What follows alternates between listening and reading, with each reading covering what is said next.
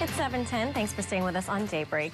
In this edition of Staying a Step Ahead, physiotherapist Christine Gibbs gives us tips on stretching and explains why it's so important.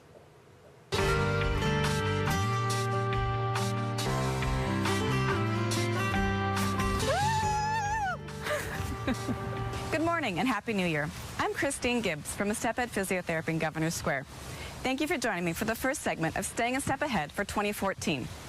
Many of you have made New Year's resolutions to get fit. That can vary for many people. Some just want to lose weight, some more active, or just get fit. No matter what your definition of getting fit is, everyone will benefit from a stretching program. Depending on who you ask or which website you read, the question of whether stretching reduces injury is an ongoing debate. I'm a firm believer that stretching will help reduce the risk of injury, minimize pain, and help heal you once you're injured. Here are some examples. If you have low back pain and tight hamstrings, look what can happen. Your hamstrings go from your sit bone down below your knee. If they're tight and shortening up, it pulls your pelvis backwards. Look what that did to my back. Now I go to bend forward and I can't. So your low back can take up a lot of that reduced motion and cause a lot of pain. The other thing with low back pain is if your hip flexors get tight. Most of us sit at a desk all day, so you're sitting like this all day long. Your hip flexor gets tight, which also attaches on your low back. You go to stand up, and it pulls on your low back. That causes a lot of low back pain. The other thing with tight muscles is your knee.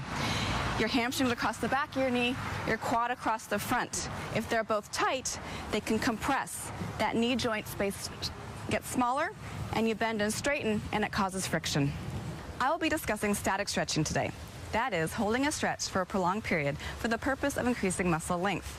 This is different than dynamic stretching, which is for the purpose of prepping you for an activity. While some properties of stretching are debatable, some are undisputable. Those are increased circulation, increased flexibility, increased joint range of motion, better posture, and reducing stress. For stretching to be effective, you must remember a few things. Warm up first, just a few minutes of walking or at the end of the day when your body's warm, just not first thing in the morning. You must hold the stretch for at least 30 seconds. Any shorter and it won't be effective. You must remain in a pain-free range of motion. Mild discomfort's okay, but stretching should not be painful. Relax and breathe. And remember, you don't have to do every stretch at the same time. If you only have time for one, do one. The jury is still out on when to stretch. Some even say it may increase the risk of injury if you do it before activity. I always stretch my calves before I run because they're chronically tight, and I always stretch within an hour after running. I try to stretch daily even on the days I don't run, but I do know I feel better when I do a little bit of stretching. I'd like to show you a few of my favorite stretches. For a calf stretch, find a stair, put the ball of your foot on it, and drop your heel down. Don't bounce, hold 30 seconds.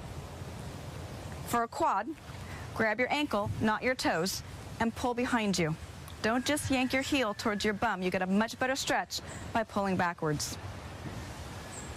For the hamstring, put your heel on a stair or a stool. Keep the knee slightly bent. Relax the foot. Lean forward. Getting a really good stretch to the back of your hamstring. Keeping your knee bent will take the tension off your sciatic nerve and get a better muscle stretch. Lastly, for the lower body, get your IT band. Just stick your bum out to the side. Bend your knees slightly, and you should feel stretch on your outer thigh. To get your hip flexor in the front of your thigh, assume a lunge position and lean forward. You can also put your hands on the ground to increase the stretch, really making sure you feel it right in your upper hip.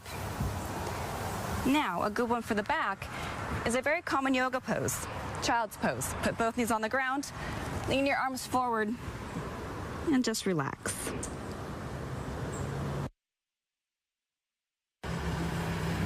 Upper body stretching is also very important, especially if you play a racket sport or sit at a desk all day. To get the back of your shoulder, simply keep your shoulder down and pull across in front of you. To get your tricep, lift your arm overhead, take the opposite arm, and just pull back, getting a really good stretch through your tricep muscle. Now, to get your neck, hold on to something down below and just lean over. Get a nice stretch through that upper trap. One great stretch to help improve your posture is to stretch your pecs. Come up to a doorway, put your hands on either side, and gently lean in.